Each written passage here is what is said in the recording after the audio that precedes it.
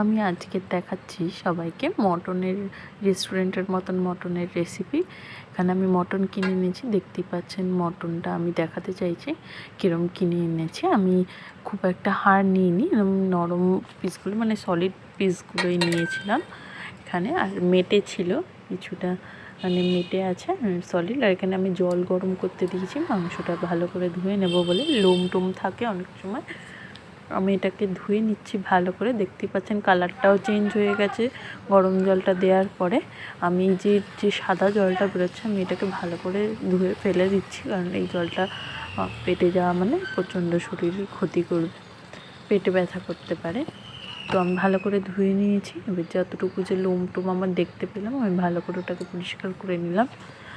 আর এবার আমি এই টক দইটা কিছুটা হাফ বাটি টক দই নিয়েছি। ছোট প্যাকেট আপনারা 19 টাকায় বাজারে কিনতে পাওয়া যায়। আমি এখানে 1.5 কেজি মাংস নিয়েছি। আপনি এখানে 1.5 কেজি মাংসয় একটা গোটা ছোট প্যাকেট দই পুরোটাই দিলাম, আপনারা পরিমাণটা বুঝে দেবেন। আমি এখানে পুরো টক দইটা দিয়ে ভালো করে মাংসটাকে মাখিয়ে রাখছি। আমি কিছুক্ষণ আধা ঘন্টা মতন আমি এই দইটা দিয়ে ভালো করে মাংসটা মাখিয়ে রাখবো, তাতে খুব তাড়াতাড়ি মাংসটা সিদ্ধ হয়ে যাবে। তো এবার আমি এখানে মাংসটা মাখিয়ে চাপা দিয়ে আমি দেখিয়ে দিলাম মাখানোর পরে কীরকম লাগছে। এবার আমি মশলাটা তৈরি করছি। এখানে রসুন কিছুটা নিয়েছি, এটা গোটা কোয়া নিয়েছি দুটো, আর কিছুটা ভাঙা রসুন, আর কিছুটা আদা নিয়েছি। আদার পরিমাণটা আমি হাতে তুলে দেখিয়েও দিলাম কতটা আদা দিচ্ছি, 1.5 কেজি মাংস। আর এখানে আমি আলুগুলো কেটে আগের থেকেই দুবার করে ধুয়ে জলে ভিজিয়ে রেখেছিলাম। একটু খোসা খোসা রাখি আমি, সবাই বলে আমাকে এটা রাখাটা ভালো, আমি সেই জন্য এটা রেখে দিয়েছি। তা আপনারা যেরকম ভালো বুঝবেন সেরকম করবেন। আর আমি কিন্তু পেঁয়াজটা কিছুটা মিক্সিতে পেঁয়াজ আদা রসুন নিয়ে নিয়েছি, কটা কাঁচা লঙ্কাও আমি দিয়ে দিচ্ছি, অ্যাড করছি পেস্টের মধ্যে। তো আমি এখানে পুরো পেস্টটা ঢেলে দিয়েছি, পেঁয়াজ আদা রসুন লঙ্কার পেস্টটা আমি এখানে পুরোটাই ভালো করে ঢেলে দিলাম। দিয়ে আমি এখানে ভালো করে মিক্সির জারটাকে ঝাড়িয়ে দিচ্ছি। দিয়ে আমি এতে দিচ্ছি কিছুটা হলুদের গুঁড়ো, যেটা আমি বলেইছিলাম আগের থেকে। আর এটা ধনের গুঁড়ো, যেটা আমি বলেছি ঘরে আগের থেকে বানানোই থাকে, আমরা বানিয়ে করি ঘরে সব। এখানে জিরের গুঁড়ো, এটাও আমাদের ঘরেই করা, গোটা জিরে কিনে। আমি এখানে প্যাকেট গুঁড়ো কাশ্মীরি লঙ্কার গুঁড়ো ইউজ করছি। এখানে আমি কাশ্মীরি লঙ্কার গুঁড়োটা বেশ অনেকটাই নিয়েছি, যেহেতু অনেকটা মাংস। আর এখানে আমি নিচ্ছি পুরো 1 প্যাকেট মিট মশলা সানরাইজের, আপনারা দেখতেই পেলেন পুরো 1 প্যাকেট পুরোটাই আমি দিয়ে দিয়েছি এখানে। আমি পুরোটা ভালো করে ঝাড়িয়ে দিলাম। আর এখানে দিচ্ছি লঙ্কার গুঁড়ো, আপনারা ঝালটা পরিমাণ বুঝেই দেবেন। আমি এখানে কিছুটা গুঁড়ো লঙ্কা ইউজ করলাম, কারণ খাসির মাংসের গুঁড়ো লঙ্কা ইউজ করলে খেতেও আর একটু টেস্ট আসে, যাতে আসে ভালো মতন। আমি যেহেতু রেস্টুরেন্টের মতন করছি তার জন্যই আমি এখানে লঙ্কার গুঁড়োটা ইউজ করলাম। তো আমি এবার এটাকে ভালো করে সব একসাথে মশলাটার সাথে আগে মাখিয়ে নিচ্ছি, গুঁড়ো মশলাগুলো বাটাটার সাথে মাখিয়ে নিই, বা মাংসটা আমি ভালো করে মাখিয়ে নেব। তো আমি মাংসটা ভালো করে মাখিয়ে নিচ্ছি। আপনারা দেখতে পাচ্ছেন হাত দিয়ে আমি ভালো করে এপার ওপার করে মাখাচ্ছি, যাতে দইটাও ভালো করে মশলাগুলোর সাথে মিশে যায় এবং মাংসটা সবগুলো তলে যাতে মশলাটা যায়, তার জন্য আমি খুব ভালো করে এটাকে হাত দিয়ে মাখিয়ে নিচ্ছি। দেখতেই পাচ্ছেন ভালোভাবে আমি মাখিয়ে নিয়েছি দই মশলা সব একসাথে। এবার আমি নিচ্ছি দারচিনি, শুকনো লঙ্কা, গোটা এলাচ, লবঙ্গ। এখানে আমি কিছুটা কুচনো পেঁয়াজকে তখন ওখান থেকে পেঁয়াজ কিছুটা বাটা করেছি, কিছুটা কেটে নিয়েছি ভাজা করবো বলে, একটা গোটা রসুন রেখেছি মাংসই দেবো। এখানে আলুতে আমি মাখিয়ে নিচ্ছি হলুদের গুঁড়ো। আমি এখানে হলুদ গুঁড়ো আর নুন দিয়ে এখানে মাখাচ্ছি শুধু আলুটাকে, ভালো করে মাখিয়ে নেব ওটার সাথে। মাখিয়ে আমাকে এটা ভাজতে হবে, তাই আমি মেজে নিই। আমার কড়াই গরম হয়ে গেছে, আমি তেলটা দিয়ে দিচ্ছি। আমি খুব বেশি তেল এখানে ইউজ করব না, কিন্তু যেহেতু 1.5 কিলো মাংস আমি কিছুটা পরিমাণ দিয়েছি, কিন্তু খুব বেশি দিইনি, পরিমাণটা আপনারা দেখতেই পাচ্ছেন। আমি এখানে আগে আলুগুলো ভেজে নেব, তেল গরম হয়ে গেছে, আমি আলুগুলো দিয়েও দিলাম। তো আমি এটাকে পুরো ব্রাউন কালার যতক্ষণ না আসছে আলুটা, ততক্ষণ আমি পুরোটা ভাজবো। আপনারা দেখতেই পাচ্ছেন আস্তে আস্তে কালার অলমোস্ট কিছুটা চলে এসছে। এবার আমি আর খুব বেশি ভাজবো না, আমি তুলে রাখলাম। এবার আমি এখানে দিচ্ছি গোটা গরম মশলাগুলো। দারচিনি এটা আমি সবার প্রথম দিলাম তেলে, দারচিনি দিলাম, শুকনো লঙ্কা, লবঙ্গ, এলাচ সবই আমি এবার এক এক করে দিয়ে দিচ্ছি। এলাচ দিয়ে দিয়েছি। একটু এগুলোর হালকা স্মেল আসা পর্যন্ত আমি ওয়েট করব। আমি ভালো করে এগুলো সব দিয়ে ভালো করে খুন্তি দিয়ে নাড়াচাড়া করছি যাতে তাড়াতাড়ি ফ্লেমটা চলে আসে। ফ্লেমটা এলে আমি তারপরে এখানে আমি মটনটা অ্যাড করব। আমার মশলা মাখানোই আছে, আলাদা কিছু ইউজ করব না। আগে আমি একটু পেঁয়াজটা হালকা করে ভেজে নেব, কুচনো পেঁয়াজটা। আমি এটা হালকা ফ্লেম চলে এসেছি, আমি আর খুব বেশি ওয়েট করব না। আমি দেখিয়ে দিলাম কীরকমভাবে ভাজাটা হবে, আপনারা নিশ্চয়ই দেখে বুঝতেই পাচ্ছেন। হালকা যতক্ষণ না স্মেল আসবে ততক্ষণ এখানে দেবেন না। এবার আমি এখানে অ্যাড করব কুচনো কাঁচা পেঁয়াজ। আপনারা দেখতেই পাচ্ছেন আমি কেটে রেখেছিলাম পেঁয়াজটা, আগেই দেখিয়েছি, সেটাই দিয়ে দিচ্ছি আমি এখানে ভালো করে। এবার আমি এটাকে যে খুন্তি দিয়ে বারংবার ভাজিয়ে দিয়ে আমি পুরোটাকে খুলবো যাতে পাপড়িগুলো সব ছেড়ে যায় পেঁয়াজে। দেখতেই পাচ্ছেন আমি কীভাবে হালকা করে খুন্তি দিয়ে দিয়ে করে দিচ্ছি যাতে পাপড়িগুলো সব ছেড়ে যায়। এখন পেঁয়াজগুলো আমি কুচিয়েছি কিন্তু এক এক জায়গায় আটকে আছে, জন্য ভালো করে ছাড়িয়ে দিলাম। ব্রাউন কালার হালকা হালকা এসে আর একটু ব্রাউন হওয়া পর্যন্ত আমি ওয়েট করব পেঁয়াজটা। এইরকম বাদামি বাদামি কালার হওয়ার পরে আপনারা মাংসটা অ্যাড করে দেবেন। আমি হাত দিয়েই সব মাংসগুলো তুলে দিলে মশলা থেকে আমি ছেড়ে দিচ্ছি। আগে মাংসগুলো দেবো, লাস্টে আমি মশলাটা দিয়ে দিচ্ছি। দিয়ে ভালো করে পেঁয়াজটার সাথে সব একসাথে আমি এখানে মেশাবো।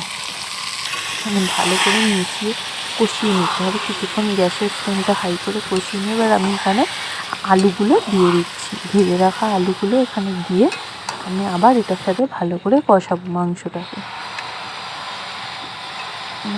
আমি খুব ভালো করে কষিয়ে নিয়েছি। মাংসটা কষানো হয়ে এসছে প্রায়। আমি এখানে ভালো করে এবার কষিয়ে নিয়ে এবার আমি এখানে তখন নুন দিইনি, একটু নুন অ্যাড করছি, 1 টিস্পুন দিলাম আর 1/2 টিস্পুন মতন দেবো আমি। দিয়ে মাংসটাকে এবার ভালো করে কষালে আমি এটাকে রসুনটা দিয়ে আর কিছুক্ষণ চাপা দেওয়ার পর দেখতেই পাচ্ছেন ঝোল বেরিয়েছে। আমি এর মধ্যে থেকে আমার একটু ক্যামেরাটা অফ হয়ে গেছিলো, দেখাতে পারিনি। রসুন আর আলুগুলো আমি তুলে রেখেছি, অলমোস্ট অনেকটা করেই সিদ্ধ হয়ে গেছে আর একটু বাকি ছিল। আমি ওই জন্য খুন্তি দিয়ে দেখানোর চেষ্টা করছি, দেখতেই পাচ্ছেন আলুটা প্রায় সিদ্ধ হয়ে গেছে। তো আমি মাংসটা এবার প্রেশারে দেবো, প্রেশার কুকারে দিচ্ছি বলে আমি আলুগুলো রসুনটা তুলে রেখেছি যাতে গলে না যায়। এবার আমি প্রেশার কুকারে দিয়ে এটা 2টো সিটি মারিয়ে নেব যাতে প্রেশারে সিটি দেওয়াতে মাংসটা একটু নরম হয়ে যাবে। আমি অল্প অল্প করে আমি এবার এটা প্রেশার কুকারে পুরোটাই অল্প অল্প করে নিয়ে নিচ্ছি। আমি দেখাচ্ছি আমি হাতা করে অল্প অল্প করে তুলছি যাতে ঝোলটা এদিক ওদিক পড়ে না যায়। আমি অল্প অল্প করে তুলে প্রেশার কুকারে করে নিচ্ছি। প্রেশার কুকারে সব অল্প অল্প করে তুলে নিয়েছি পুরোটাই। এবার যে গ্রেভিটা কড়াইতে আছে আমি এর মধ্যে একটু জল দিয়ে ভালো করে গ্রেভিটা হাতা এবং খুন্তি থেকে আমি ভালো করে নিচ্ছি। এবার আমি এটাকে এই জলটাকে একটু বয়েল করে নিতে হবে, কারণ বয়েল করে না নিলে খাসির মাংস ঠান্ডা জল দেওয়া যায় না। আমি ওই জন্য কড়াইটাও ভালো করে খুন্তি দিয়ে কাকিয়ে নিয়ে ঝোলটা গ্রেভিটার যাতে জলের মধ্যে চলে যায় পুরোপুরি। তো আমি এবার জলটা ভালো করে ফুটিয়ে নিলাম। আমি প্রেশার কুকারে এবার জলটা দিয়ে দেবো। দিয়ে আমি এখানে প্রেশার কুকারটা ওখানে বসিয়ে দিয়েছি, দেখতেই পাচ্ছেন। তো এবার আমি প্রেশার কুকারটা কিছুক্ষণ পরে এসে খুললাম, হাওয়াটা পুরোপুরি বেরিয়ে গেছে। এবার আমি খুলে আপনাদের দেখাচ্ছি, দেখতেই পাচ্ছেন খুব তেলও বেরোয়নি কিন্তু চর্বি যতটা হয়েছে সেইটুকুনি। আর আমি এখানে ভালো করে নাড়িয়ে দেখাচ্ছি আপনাদের। এবার দেখতেই পাচ্ছেন মাংস অনেকটাই প্রায় সিদ্ধ হয়ে গেছে। আমি এর বেশি সিটি দিইনি, দিলে মাংসটা গলে যেত। আমি 2টোই সিটি দিয়েছি, মাংসটা আপনাদের ওই জন্য তুলেও দেখালাম। তো আমি কড়াইতে সবই ঢেলে নিলাম। এবার বাদবাকি আলুগুলো আমি এখানে অ্যাড করে দিচ্ছি, আলু রসুন ওটা আমি বলেইছিলাম আর একটু সিদ্ধ বাকি আছে। এবার আমি কড়াইতে দিয়ে কিছুক্ষণ ফুটিয়ে নেব চাপা দিয়ে। আমি চাপা দিয়ে ফ্লেমটা একটু লো টু মিডিয়াম করে আমি ফুটিয়ে নিলাম কিছুক্ষণ। এবার আমি খুলে দেখাচ্ছি আপনাদের, দেখতেই পাচ্ছেন গ্রেভিটার কালারটাও কত সুন্দর এসেছে। এবার আমি একটা মটন আপনাদের তুলে দেখাবো, মটনের এটা কতটা নরম হয়েছে, সফট হয়েছে, চর্বিটা কত সুন্দর, মটনটা দেখতে কালারটাও ভালো এসেছে, দেখতেও খুব সুন্দর লাগছে। তেল বেশি হয়নি, আমি খুব বেশি তেল এখানে ইউজ করিও নি। এতে আমি এখানে আপনাদের দেখাচ্ছি। এবার আমি এখানে অ্যাড করছি শাহি গরম মশলা। আমি এখানে পুরোটা শাহি গরম মশলাটা একটু বেশি করে ইউজ করলাম। তো আমি এবার এটাকে ভালো করে খুন্তির সাহায্যে ভালো করে মশলাটা মিশিয়ে দেবো ঝোলের মধ্যে। শাহি গরম মশলাটা দিয়ে সামান্য একটুখানি ফোটাবো।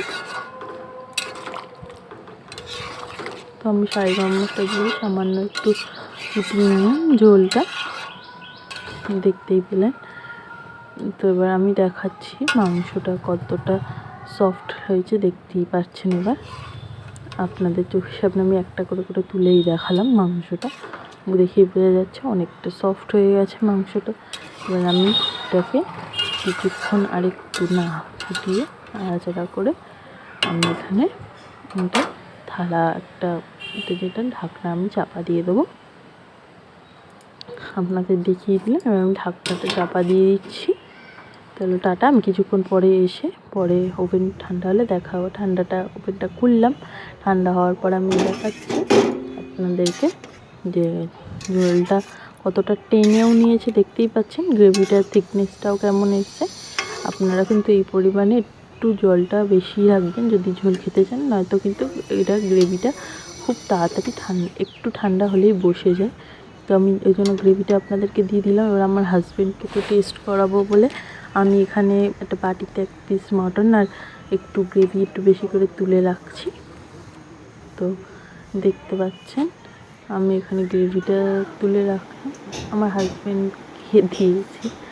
ও আপনাদের সামনে এটা মাংসটা ছিঁড়ে দেখাবো, তার আগে ওর ঝোলটাই খেতে ব্যস্ত। তো আপনাদের সামনেই ছিঁড়ে দেখালো, দেখতেই পেলেন কতটা সফট হয়েছে। ও খেয়ে বলবে আপনাদের কেমন লাগছে। ও তো মুখে এক্সপ্রেশন যা দিচ্ছে আপনারা বুঝতেই পারছেন খেয়ে কী বলছে। ও মাকেও বলছে হেভি হয়েছে, তার আগে মায়ের একটু খাওয়া হয়ে গেছে। চলো।